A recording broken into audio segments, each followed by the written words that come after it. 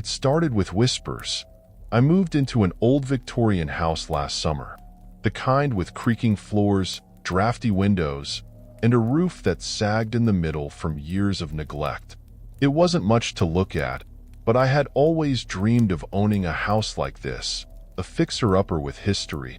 The house had stood there for over a century, watching the world change around it.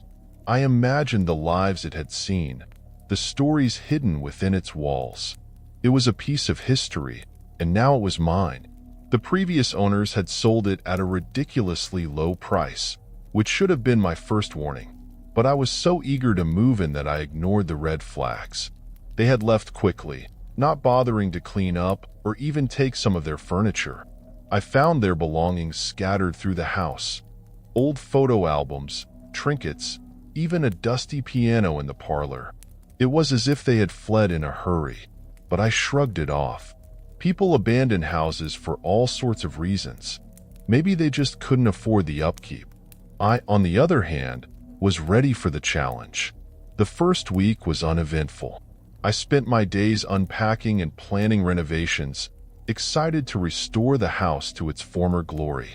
The nights were quiet, though the creaking of the floorboards and the occasional bang of a loose window shutter unsettled me at times. But I wrote it off as the house's age. Then, on the second week, the whispers began. At first, they were faint, so soft that I thought I was imagining them. I would be reading in bed or sitting in the kitchen when I would hear something, just on the edge of my hearing. A low, murmuring sound, like someone speaking from the next room. I'd stop what I was doing and listen, but there was never anything there. The house was empty, save for me. By the third week, the whispers had grown louder. They no longer felt like my imagination playing tricks on me. I could hear distinct voices now, though I couldn't make out the words. They seemed to come from the walls, echoing through the house like the voices of ghosts trapped between the floors. And always at night. The worst part was that the voices never seemed hostile. They weren't shouting or threatening me, but there was something deeply unsettling about them. It felt like a group of people were standing just out of sight, having a conversation that I wasn't supposed to hear. I started sleeping with the lights on, hoping the brightness would chase away the whispers. But it didn't work. The voices continued, growing more insistent each night. They weren't just confined to the walls anymore. Sometimes, I'd hear them right next to my bed, as if someone was standing over me, whispering in my ear. I tried telling myself it was all in my head. Old houses make strange noises, after all. Maybe it was just the wind slipping through the cracks or the pipes groaning beneath the floorboards. But deep down, I knew it wasn't. One night, after several sleepless hours of tossing and turning, I decided to get out of bed and confront the noise. I was done being afraid of shadows.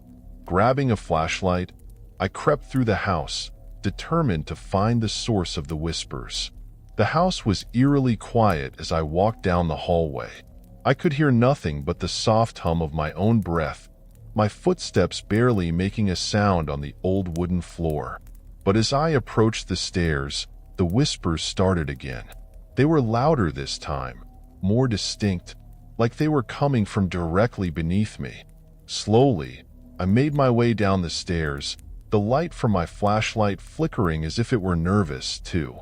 The whispers grew louder with each step, until they were almost deafening by the time I reached the ground floor.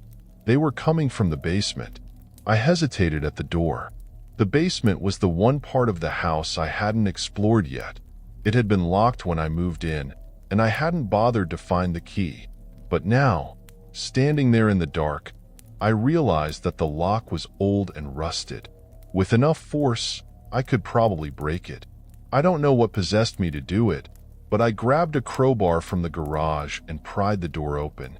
The lock gave way with a sharp snap, and the door swung inward, revealing a narrow staircase descending into darkness. The whispers were louder now, almost urgent. It felt like they were calling me, pulling me down into the black void of the basement. My heart pounded in my chest as I stood at the top of the stairs, flashlight trembling in my hand. Every instinct screamed at me to turn back, to close the door and leave the house for good. But I couldn't. I had to know. I took a deep breath and stepped down into the basement. The air was thick and damp, the smell of mildew and decay filling my nostrils. My footsteps echoed off the stone walls as I made my way deeper, the whispers growing louder with each step. They seemed to be coming from everywhere now, surrounding me, wrapping around me like a cold, invisible hand. When I reached the bottom of the stairs, I swept the flashlight across the room. The basement was cluttered with old furniture and forgotten boxes, but nothing that seemed out of the ordinary. And yet, the whispers continued, growing louder and louder until they were almost unbearable. Then, the flashlight flickered and went out. I was plunged into darkness. For a moment, I stood frozen, my breath catching in my throat. The whispers were deafening now, filling the room with their urgent, unintelligible murmurs.